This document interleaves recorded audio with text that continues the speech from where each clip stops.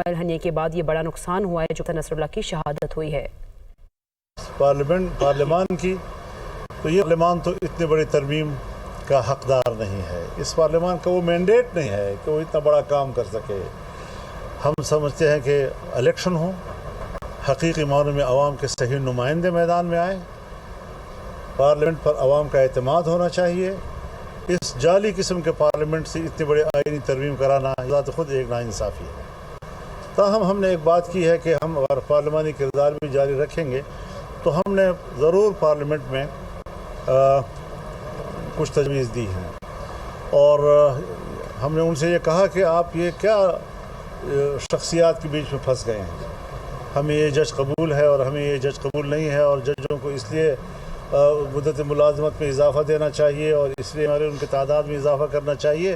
یہ تو پھر سیاسی مقاصد کے لیے آپ اتنی بڑی ترمیمات ہوئی ہے، وہ بھی ایک مسودہ بنا رہے ہیں ہم بھی، اور ایک دوسرے کے ساتھ شیئر کریں گے۔ پی ٹی آئی بھی ایک مسودہ بنا رہی ہے اور ہم بھی بنا رہے ہیں، اور وہ ہمارے ساتھ شیئر کریں گے۔ اس طریقے سے ہم چاہیں گے کہ ایک اتفاق رائے کے ساتھ ایک ترمیم لائی جائے، تاکہ یہ ملک کے اندر کسی سیاسی ہنگامے کا ذریعہ نہ بنے کہ واقعی اصلاحات کا ذریعہ بنے۔ مولانا صاحب، جو تاثر تھا مسودے کے حوالے، آپ نے فرمایا کہ جو حکومت کا مسودہ ہوگا وہ بھی ہم دیکھیں گے اور اتفاق رائے سے، یہ حکومت کا جو مسودہ ہے یہ واقعی حکومت کا ہی مسودہ ہوگا؟ کیا مطلب آپ کا؟ مسودہ حکومت کا ہی ہوگا تو ظاہر ہے ہم تو حکومت کا ہی، ہمیں تو حکومت کے ہاتھ سے ملتا ہے تو ہم حکومت کا ہی کہیں گے۔ اگر آپ کو کوئی اور معلومات ہو تو بتا دیں۔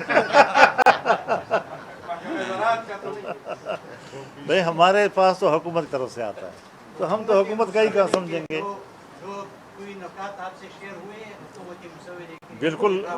بالکل مسودات ہوئے، اور اسی کو دیکھ کر تو ہم نے مسترد کر دیا کہ یہ قابل قبول نہیں ہے۔ اس میں ملٹری کے حوالے سے کیا کہا جو آپ نے فرمایا؟ حضرت جو بنیادی حقوق آپ دیتے ہیں قوم کو، عام آدمی کو، اس میں کچھ استثنائیات ہیں جس میں ملٹری کے حوالے سے ہیں، بہت مختصر سے اس چھوٹے سے استثناء کو وسعت دی گئی، اور جو بنیادی حقوق کا دائرہ ہے اسے تنگ کر دیا گیا، اور اس کے آگے کورٹ کے نظام میں ایسی تبدیلیاں لانا کہ کورٹ کے نظام کو خراب کرنے کا باعث تو بن رہی تھی، لیکن اس میں اصلاح کا سبب نہیں بن رہا تھا جی۔ تو بہت سی چیزیں ایسی ہیں کہ جس میں ہم سمجھتے ہیں کہ پارلیمان جو ہے وہ خود مختار رہے، اس کی خود مختاری پر اور اس کی بالادستی اور سپرمیسی پر کوئی کمپرومائز نہیں ہونا چاہیے، اور ترمیم بھی لائیں تو ایسی ترمیم کہ جس سے پبلک کو ریلیف ملے، جمہوریت مستحکم ہو، اور ہر پارٹی کو اپنا منشور جو ہے وہ پارلیمنٹ میں لانے کی صلاحیت ہو۔ لیکن یہ ہے کہ اب پارلیمنٹ ہمیں اللہ نے ایسی نصیب کی ہے کہ ہم اس کو عوام کے مینڈیٹ نہیں سمجھتے۔ پارلیمنٹ بلوچستان اور خیبر پختونخوا کے جو ایشو تھے، جو امن و امان کا مسئلہ ہے، جو صوبے کے حقوق کے جو مسئلے ہے، اس میں وفاقی اور صوبائی حکومتیں کتنے سنجیدہ ہے اور جمعیت علماء اسلام کے کیا تھا؟ آپ نے بہت اچھا سوال کیا اور میں آپ کا شکر گزار ہوں۔ ہمیں اس طرف ضرور متوجہ ہونا چاہیے کہ ہمارا صوبہ اس وقت آگ میں جل رہا ہے۔ یعنی اس وقت تک میرے پاس جنوبی وزیرستان، چاہے وزیر قبیلے سے تعلق ہو، چاہے مسعود قبیلے سے تعلق ہو، ان کے وفود میرے پاس آئے ہیں۔ شمالی وزیرستان کے عثمانزی قبیلے کے لوگ میرے پاس آئے ہیں، کرم ایجنسی کے لوگ میرے پاس آئے ہیں۔ اب بھی وہاں پر جنگ شروع ہے، لوگ ایک دوسرے کو قتل کر رہے ہیں اور ریاست خاموش ہے۔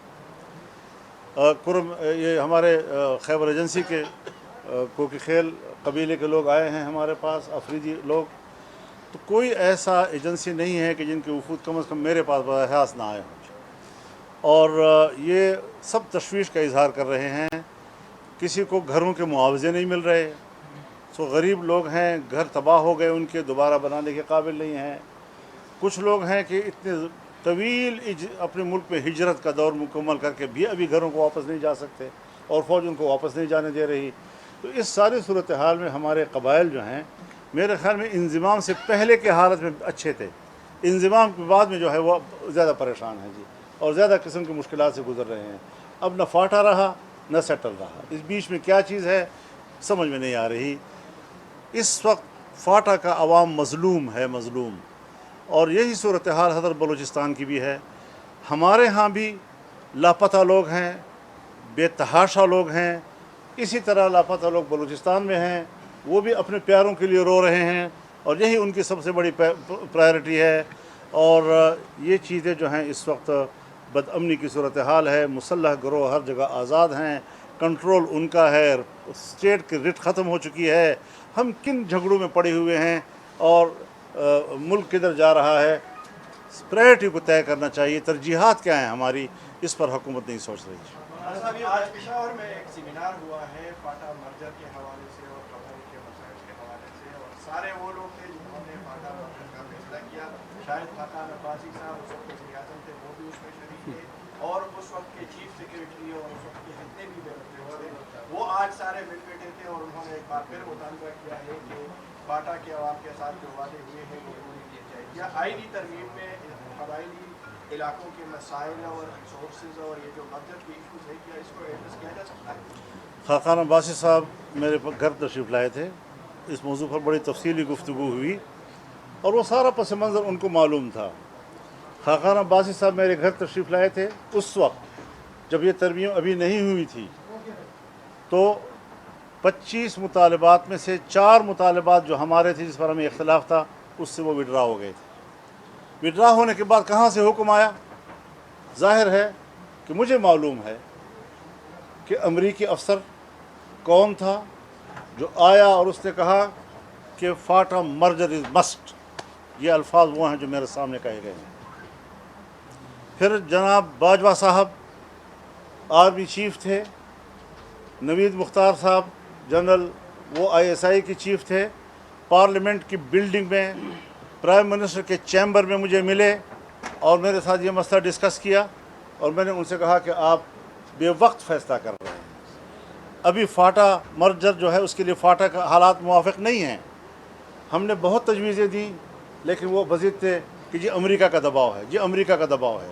تو اگر ہم ملک کے اندر خود مختار نہیں ہیں اور ہم نے ملک کے اندر کے فیصلے اور تبدیلیاں امریکہ کے دباؤ پہ لانی ہیں، تو آپ مجھے بتائیں کہ ہم کس بنیاد پر کہہ رہے ہیں کہ ہم ایک آزاد قوم ہیں اور ہم ایک آزاد مملکت میں رہ رہے ہیں؟ تو یہ ایک بڑا سنجیدہ سوال ہے ہمارے ملک کے لیے۔ فاٹا کے عوام کے ساتھ انضمام کی صورت میں جو ظلم ہوا ہے آج تک اس کی تلافی نہیں ہو سکتی۔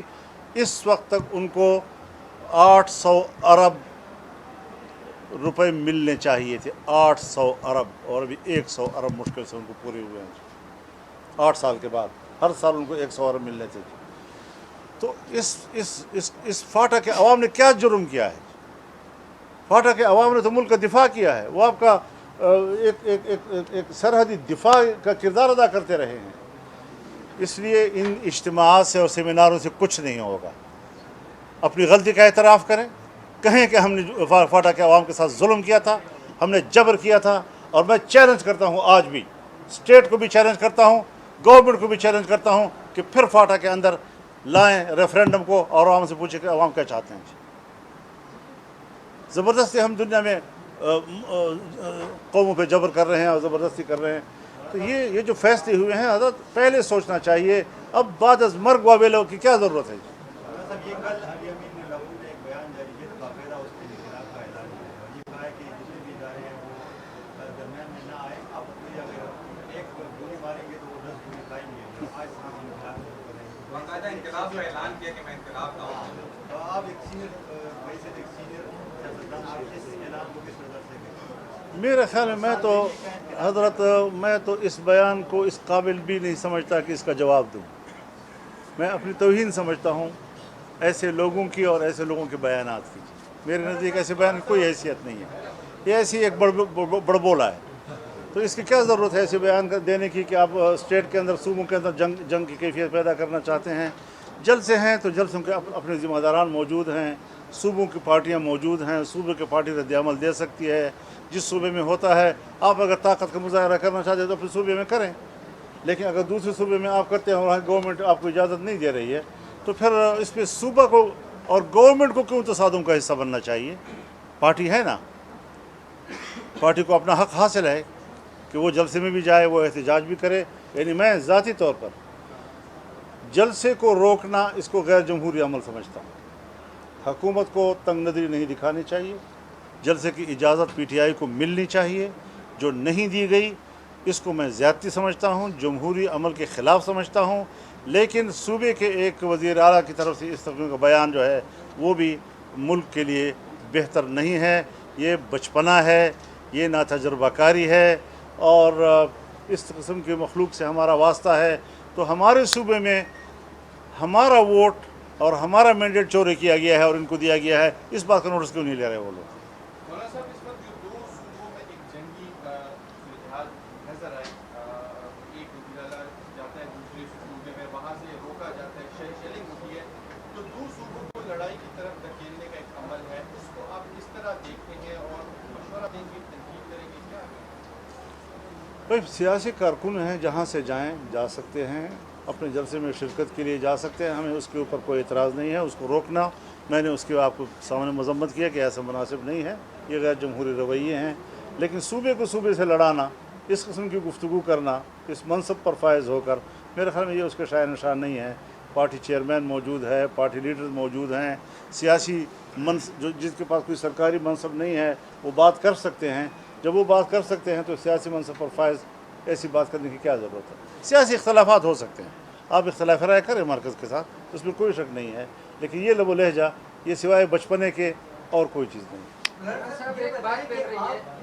इस चीज़ से इख्तलाफ करते हैं कि पार्लियामेंट अवामी नहीं है और आप कभी हुकूमत से कुछ इख्तलाफात हैं, तो क्या आप अपने पार्टी के जरिए या अपने तौर पर कुछ इख्तलाफात या कुछ एहतजाज करने की तरफ जा रहे हैं? मैं तो जा रहा हूँ, तो पूरे मुल्क पे जलसे का हमारे से बड़े जलसे किसने किए हैं? हमारे से बड़े मुजाहरे किसने किए हैं?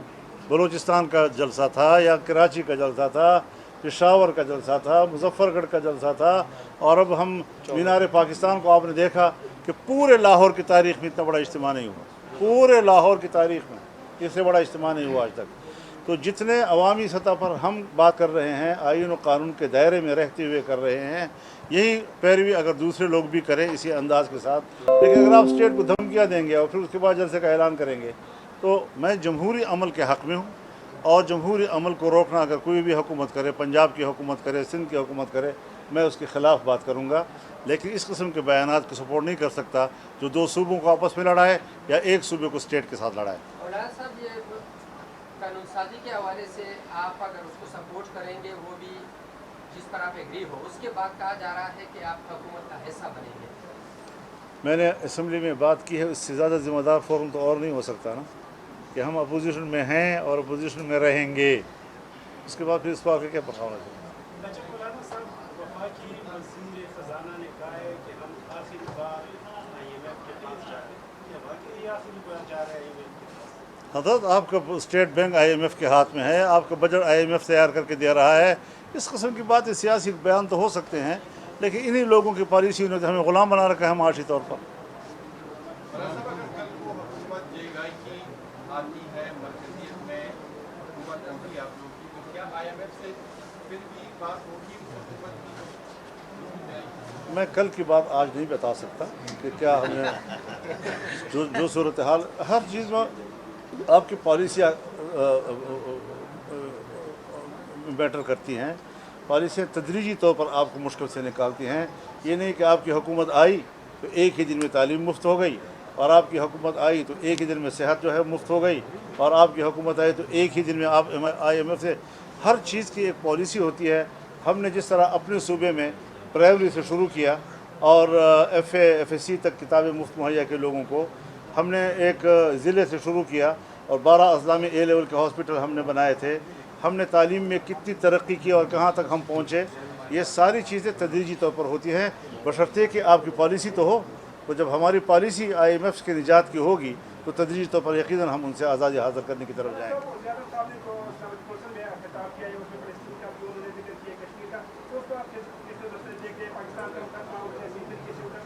मेरे ख्याल में वो गुफ्तगू मुनासिब थी, वो मुनासिब गुफ्तगू थी।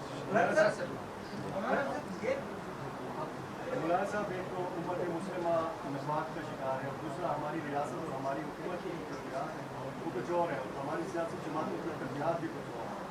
ये जो हमारा सुबह फाटा मर्जर के बाद बिल्कुल बराह रास्त लगे अफगानिस्तान के साथ, आप अफगानिस्तान गए, अपने वक्त के साथ गए, मौजूदा दिनों में कोई ऐसी तजवीज़ है कि सियासी जमातें उसमें किरदार अदा करें या आप जैसी शख्सियात उसमें किरदार अदा करें, कम अज़ कम अफगानिस्तान और पाकिस्तान के मामला दुरुस्त सिमत में चलना शुरू करें?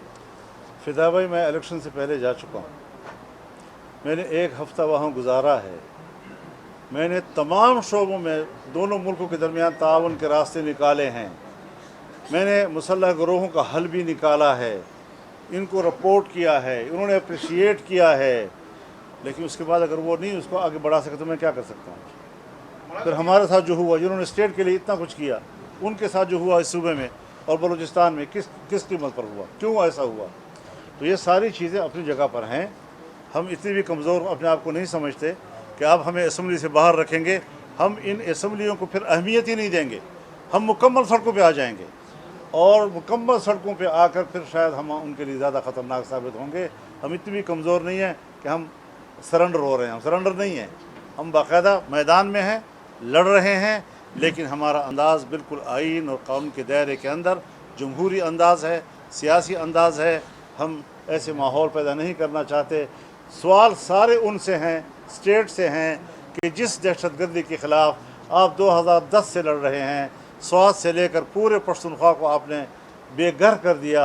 हमारी इज़्ज़तें घरों से निकल गईं, दर बदर हो गई। आज तक मुहाजिर हैं अपने मुल्क के अंदर, और आज उससे कई गुना ज़्यादा मुसल्लह गिरोह इस वक्त हमारे यहाँ डेरा इस्माइल ख़ान में, लक्की मरवत में, टांक में, पन्नू में, वज़ीरिस्तान में इस वक्त जब हम और आप बैठे हैं तो थाने बंद हो जाते हैं और सड़कें इनके हवाले होती हैं, देहातें इनके हवाले होती हैं।